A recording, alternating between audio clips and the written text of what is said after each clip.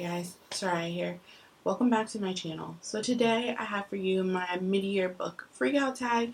Now I know this is coming a little bit late, but I've had so much going on in my life that I kind of just let this go to the wayside. I did write out the questions and my answers, but I just never got a chance to film it. So, and I will say before I start that nobody has the same exact questions for this video. Everybody's is a little bit different, so I kind of watched a couple videos, went through a couple of their questions, and then compiled my own list. So we'll just see how this goes. So, question number 1. How many books have you read so far this year? So, as of the end of June, which is when this would have normally been filmed, I had read 74 books. Now, as it is, I've read 87 books so far right now, but at that point, I had read 74 books. So, that leads us into question 2. What are you reading?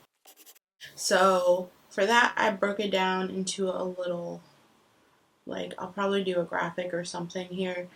So, at the time, I had read 7 graphic novels, 31 audiobooks, 10 physical books, and 26 ebooks, giving me my total of 74 books. So as you can probably tell, a lot of my books come from audiobooks, and the reason for that is because I just don't have a lot of time. So a lot of times, like when I'm on the bus trying to go to work, or if I'm doing something around the house or something like that, I'll listen to an audiobook because that's the only time I really have time for it. Question number 3, the best book you have read so far this year. So this year, the best book, I don't think I could pick one. There's been a good handful. There hasn't been a ton. I've had a lot of 3 stars and a lot of 4 stars, but I haven't had a ton of 5 stars or books that I've really loved, and a lot of them have come recently. So as of the point of when I should have filmed this video in June, I had my favorite books I had read, were The Torn and Bound Duet by Nikki Ash and Kay Webster, the Initiation series by Nikki Sloan, and Menace by J.M. Darhauer were my favorite books that I had read so far this year, and I couldn't put them down. They were books that I loved, that just basically once I finished reading them, I could not forget about them, and they were books that I constantly compared other books to. Oh, and Accidental Witness also. Almost forgot. An Accidental Witness by, why is my brain not working? Sam Mariano. That also made the list. So, the best sequel I've read so far this year, which this one is a little bit more difficult because either I read a series all the way through or I read the first book and don't finish it at all. And a lot of times the reason for that is because I just didn't love the first book. So I don't read a ton of sequels. Well, okay, I'll go through spurts where I'll have read a ton of sequels, or I'll go through spurts where I've read no sequels. So this one was a little bit more difficult, but I do have a couple. So I have Menace by J.M. Darhauer. I have Bound Together by Nikki Ash and Kay Webster. And then I have Twisted Pride by Cora Riley. I think another one would be Irresistible Mateo by Sam Mariano, as well as The Deception by Nikki Sloan, and The Beast, and A Worthy Opponent by Katie Roberts.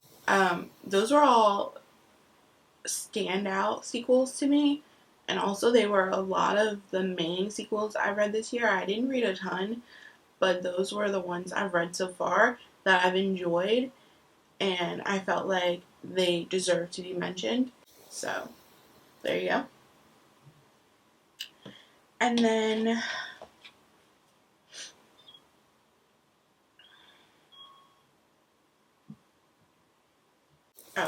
Okay, so question number 5.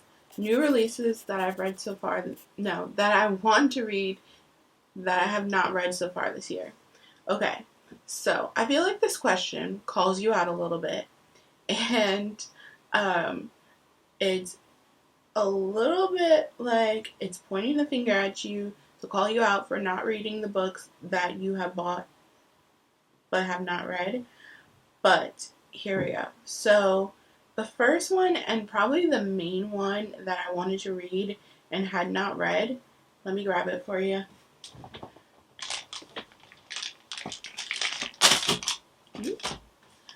Okay, I literally have it sitting right next to my bed and still have not read it just because I haven't had any dedicated time to reading it, but I plan to get to it this month, which is August, because it's my birthday month and I'm on vacation from work for right now.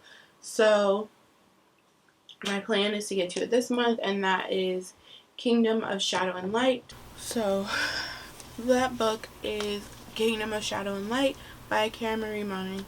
Now, this book is it's supposed to be the last book in my favorite series, which is the Fever series. I have been reading the Fever series since, I want to say I was a senior in high school, so that would be 10 years. Wow, okay. So, I've been reading this series for a very long time, and I'm so sad that it's coming to an end, which is part of why I think I'm prolonging reading this book, but I will get to it this month. I just wanted to honestly take a day to read it and just dedicate myself to it. I did start it, and I got like 40 pages in, and then I just stopped because I knew I wasn't going to have time. I had a bunch of other stuff I had to do.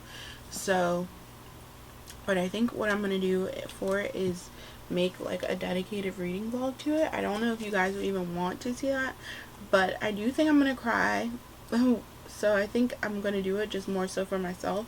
I don't even know if I'll post it, but yeah. So that is one. And then a few others that I also own would be Sweet and Bitter Magic by Amanda Tooley, I think it is, which I do own. I just haven't taken the time to read also. And also Witches Steeped in Gold by Sienna Smart, which was one of my most anticipated books of the year as well, and I just could not get to it because it is a chunky book, but I will make time. I just have to get time. I have a lot going on. Question number 6 is my most anticipated books for the second half of the year. Okay, so since the second half of the year has already started, the few books, because I don't generally anticipate a lot of books, so the few books that I was waiting to come out have already come out, and that would be When Villains Rise by Gianna Darling, and what's the other one? Any Way the Wind Blows by Rainbow Rowell, which I already have, and I'm just kind of waiting to get to them. Well, no, actually, When Villains Rise I've already read. Any Way the Wind Blows I haven't read yet. I do have it, I just haven't read it yet. And it's like in a stack of books at the bottom, so I'm not gonna grab that one because they're just gonna fall.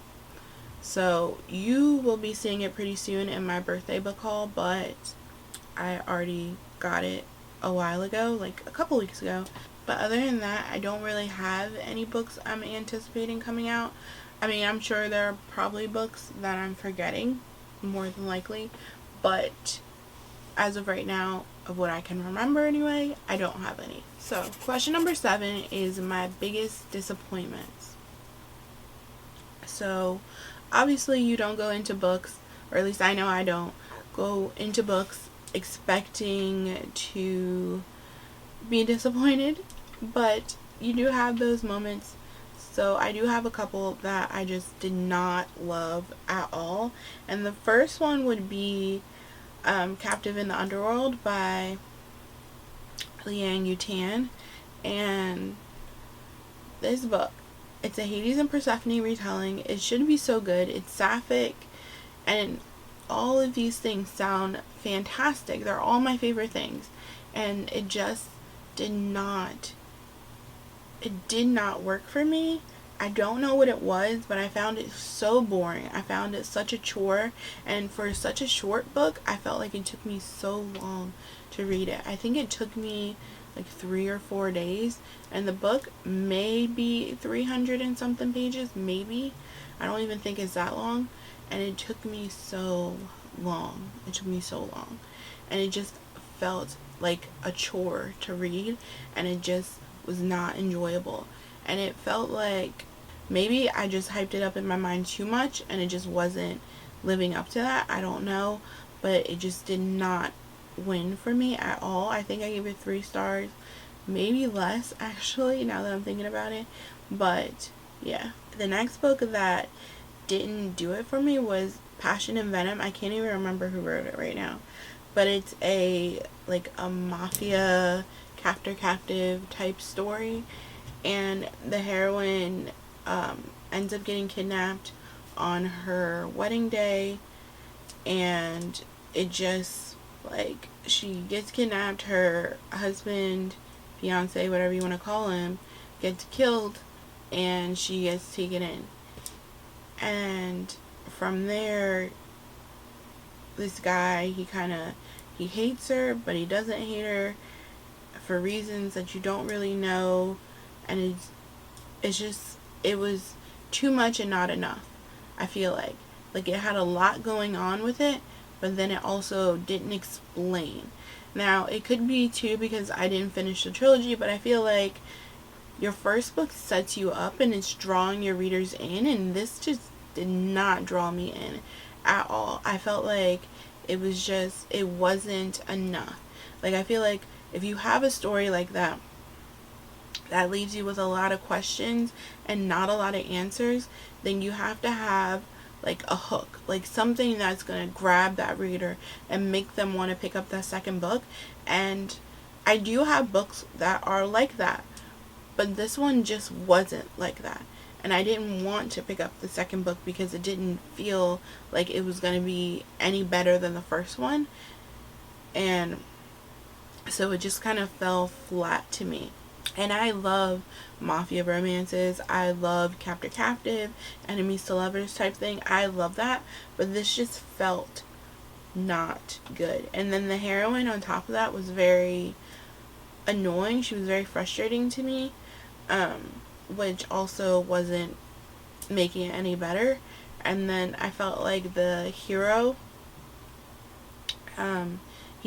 he didn't really say anything. Like, he was there, but you don't really know him, and you didn't really get to know him, so it wasn't enough.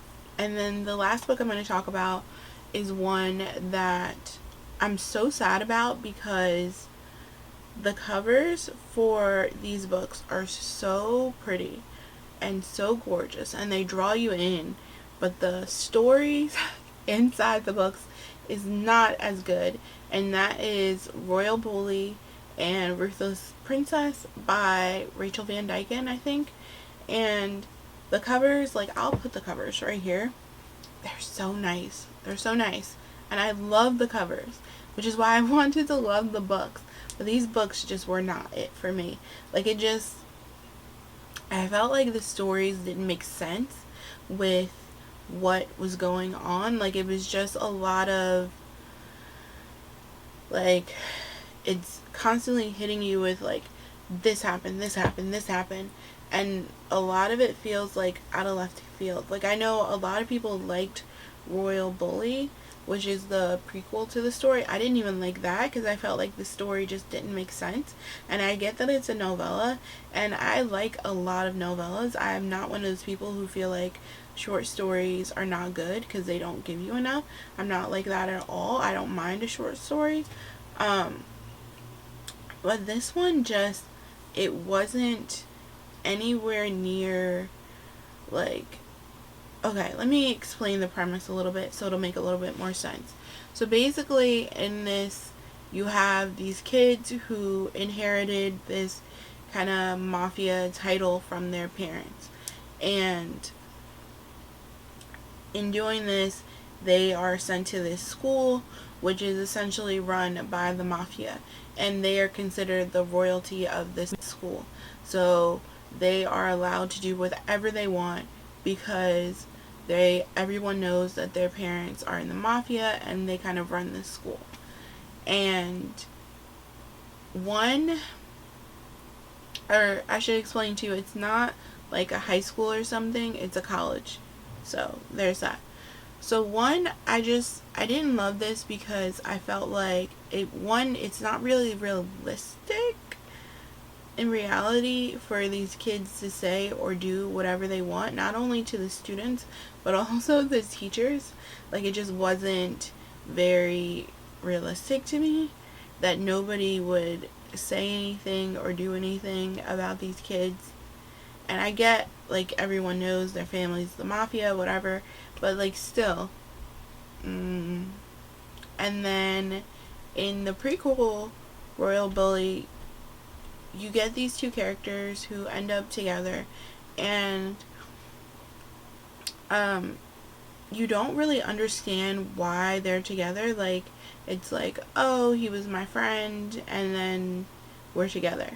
But it does it in a weird way where it's like a flashback type thing, and then the next thing you know, they're already together, and then he's like inducting her into his family.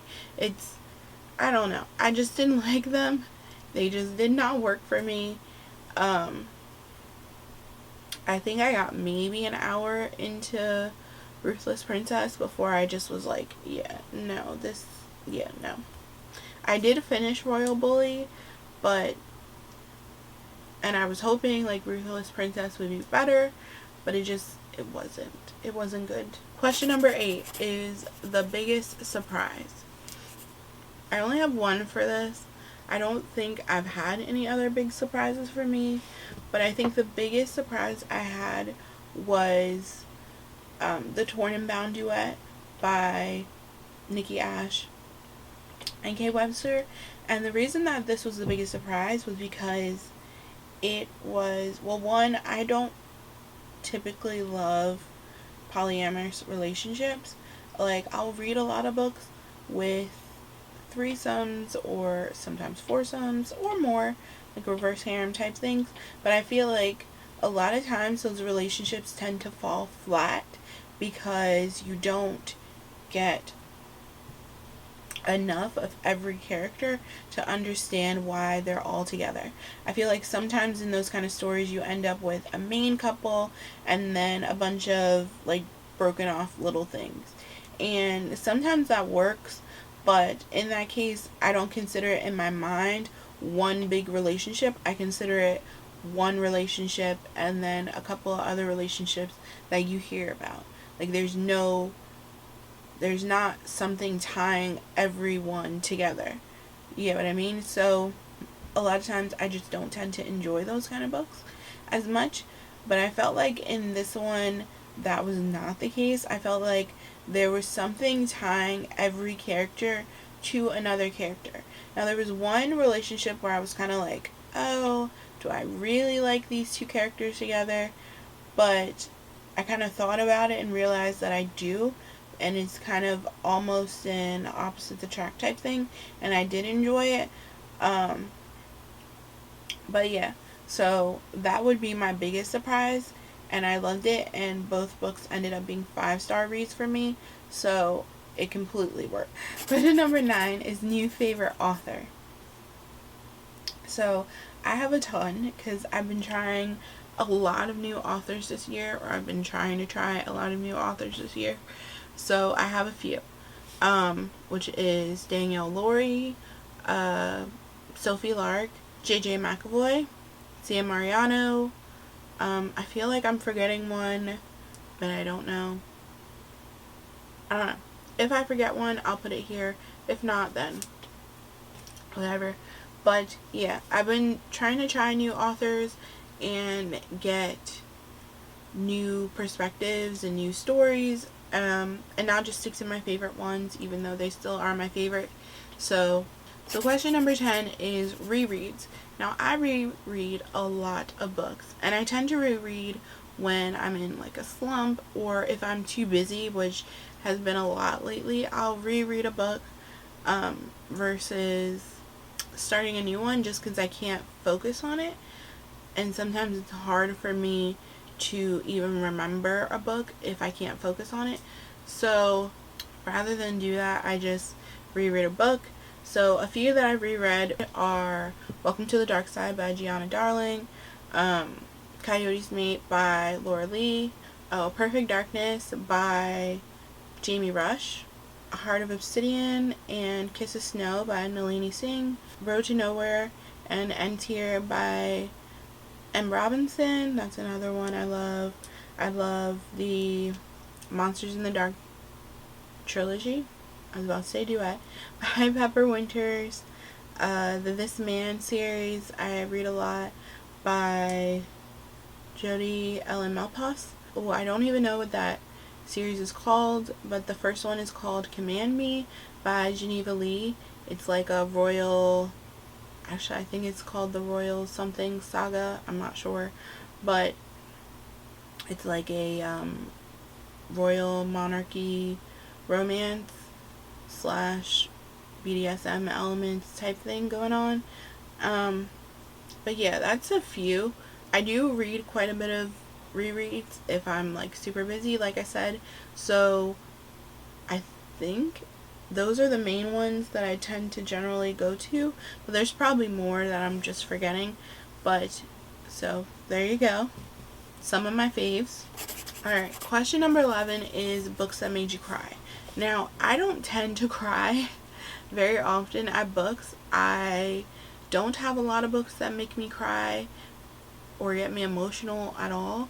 Like, books will more so get me like hyped up more than they'll make me cry. So I don't have any books that I've read so far this year that made me cry. I'm not sure if that's a good thing or a bad thing. But yeah, so I don't have any books that have made me cry. I am hoping to eventually get that book that makes me cry at least once this year. I usually have at least one, but so far, nothing. Question number 12 is books that made me happy. Obviously, all my books that I've read and enjoyed have made me happy in some way, shape, or form, but I'm going to pretty much list the ones that just made me feel good inside in some weird way, or made me laugh, or anything like that. So the first one is the Initiation series by Nikki Sloan, and this one is on this list because I could not put these books down. I literally read them in 2 days, and that was in between doing homework, and also I was talking to the books, you guys. So I'd be sitting here at my computer and I would be listening to the book because that's what I do while I'm doing work and stuff, and I would be talking to the book, guys. Like, it would be full-blown conversations like, don't do this, or oh my gosh, this happened, or I can't believe he just did that. And I know my family was looking at me like I was crazy as I listened to these books because I was talking out loud, but it was so good. That's how good it was for me. And then similarly, I kind of did the same thing with Menace and Grievous by J.M. Darhauer, where I was just talking to the books. More so laughing with Menace than talking. There was a little bit of talking, but there was a lot of laughing because I enjoy how much Lorenzo just makes fun of himself and the things that he does because he is partially blind. So, like, he'll just make fun of the fact that he can't really shoot straight and that he misses a lot of times, and it's hilarious. Question number 13 is the most beautiful book that I bought so far this year.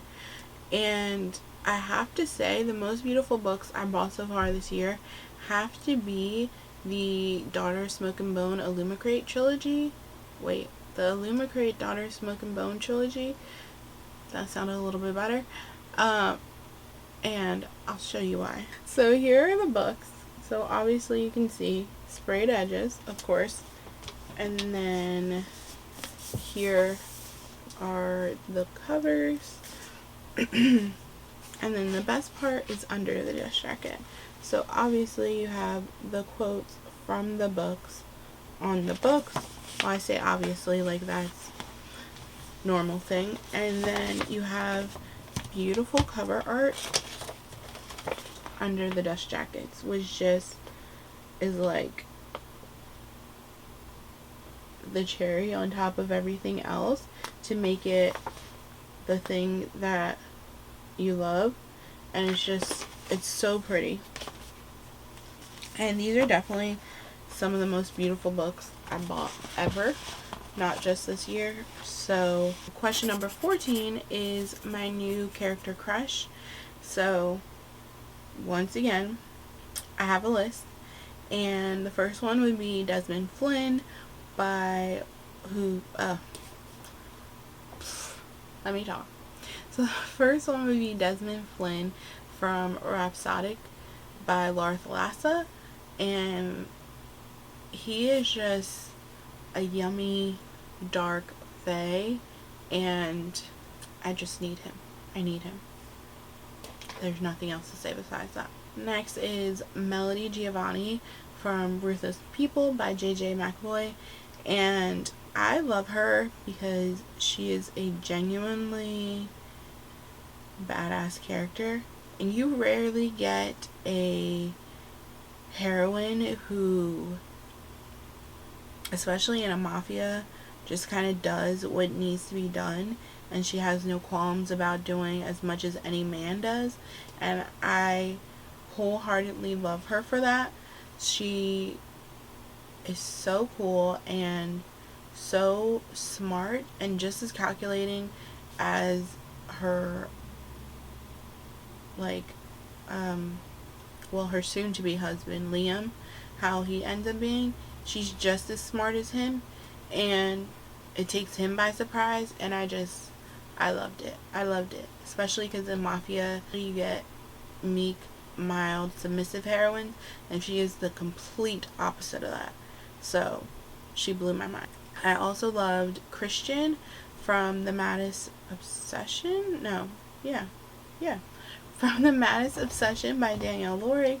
And Christian I loved because I loved how in control he was, and how he was always so like straight-laced, buttoned up, almost to the point of OCD. But with Gianna, he wasn't like that, and she enjoyed making him lose control, and I think I would thoroughly enjoy making him lose control as well. I also loved Madior from, I think that's how you say his name, from The King's Spinster Bride by Ruby Dixon, because he is the true definition of a cinnamon roll hero. Now keep in mind he's also like a Viking type guy, so he's not nice by any stretch of the imagination. He is ruthless, but not with the heroine. He's so sweet and kind and genuine that you can't help but fall in love with him. So question number 15 is my newest favorite character. So once again, I have a few. So I have Cameron from the What He Doesn't Know series by, I'm trying to think of who it's written, Candy Steiner. And Cameron became one of my favorite characters, or like a standout character to me, because of this series, and I think it was because he stood out from the other main characters in this series. As I read through these books, I realized that he was the only character that really tried to change. And if you look at I think my June wrap up is when I read these, it's so hard to explain. The heroine of this story, he changes for her. He goes to therapy, he tries to be a better person, and I felt like she didn't do that at all. Like, I felt like she pointed her finger a lot at him, and it became a lot of, it's his fault that we're like this, it's his fault, he did this, and now this is our marriage, and this is where I'm at, and so I'm going to do whatever I want.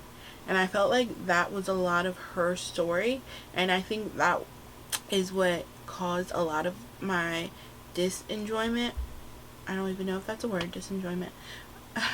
That took away from the enjoyment of the books to me, because I felt like she did this because she pointed the finger, but she never really took the time to communicate with him how she was feeling.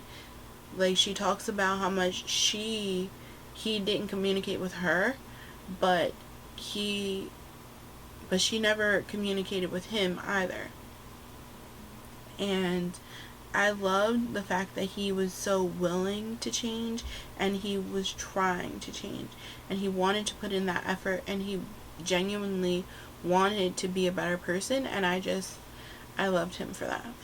On the same wavelength is Luke from Mikkel's Keeper by, I can't even think of who the author is, but I just loved Luke, and I loved how loving he was, and how much he was willing to just kind of help Kel get over all his problems, even if he wasn't wanting to be in a relationship with him. Luke ends up being there for him because Kel ends up spiraling down into a very deep depression because he feels certain guilt towards his parents and that kind of thing, and Luke kind of slowly but surely pulls him out of that hole. And I just loved Luke's persistence, and how loving he was, and how much he genuinely wanted to help Kel feel better. And it takes a bit before they even get into a relationship, because he doesn't want Kel to feel like the only reason that he's helping him is because he wants to be with him. Now, of course, he wants to be with him, but there's other factors too, like, but the story itself is just so sweet and heartwarming, and Luke and his lovingness, I can't talk about it anymore, but you just gotta read it to get it. And then my last new favorite character is one that will not be for everyone, but that is Matteo Morelli from the Morelli Family series, I think it's called, by Stan Mariano. And Matteo, oh my gosh, okay. I love Matteo. I love how his mind works. I love his thought process, and how he is always at least 10 steps ahead of everyone else in how he does things, and how he's able to like twist and pull people to do whatever he wants, even if they don't know they're doing what he wants. And I love him. Now, I was gonna put him in my crush list, but the reason he did not end up there is because Matteo is one of the few people that I don't think I myself could handle, and that's saying a lot. But yeah, he is a little too much for me, but he is definitely one of my new favorite characters. He's just so smart and calculating that he had to make this list.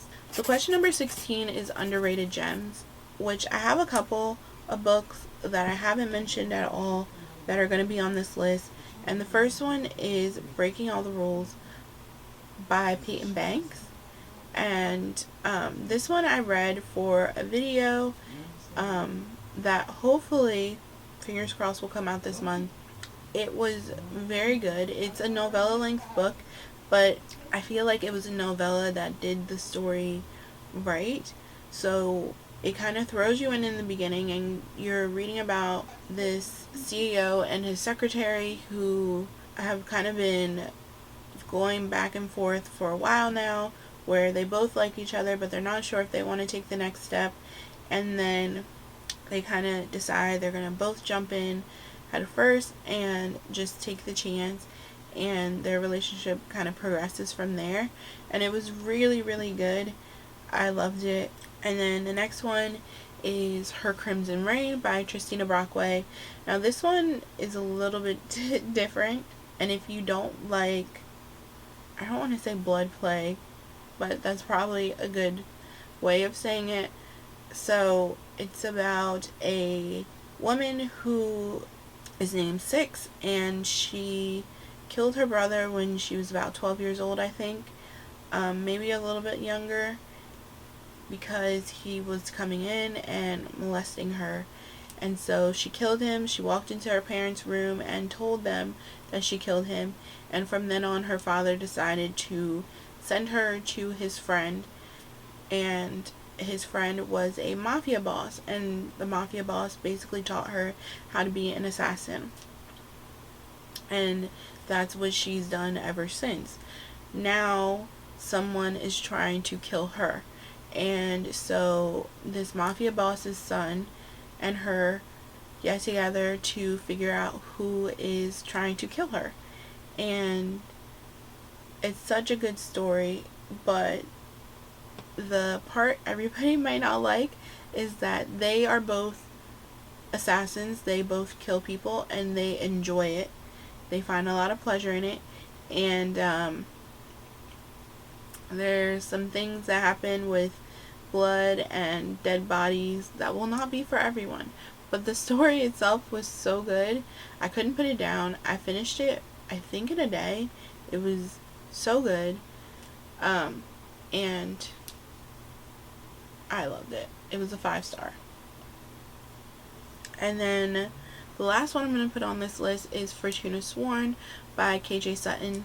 And this one is a fae fantasy type story, and it's also a slow burn romance. So there is that. So you have like a little bit of romance in the first one, but not a ton. And I feel like the first book kind of sets it up with a lot of questions but very little answers, and it doesn't leave you in a very sure place. But it does have elements of like trials and going through different tests, and I really enjoyed that aspect of it, and I really loved it. And then the last question, question number 17, is my plans for the rest of the year. And I don't really have any plans for the rest of the year. My goal for the year I've already met. It was only 80 books. In my mind, I want to read 120 books, but that might not happen. Like I said, currently I'm at 87 books, so it probably will happen, but we'll see. But I'm not gonna force myself to read 120 books. So as of right now, my goal, my Goodreads goal anyway, was 80 books, and I've already passed that. So other than that, I don't really have any plans. We shall see what happens in my reading, but yeah. So that is it. I hope you guys like this video. I'll leave a link as per usual to all the books I mentioned down below, and I hope you give it a thumbs up and subscribe if you want to, and I will see you in my next video. Bye guys.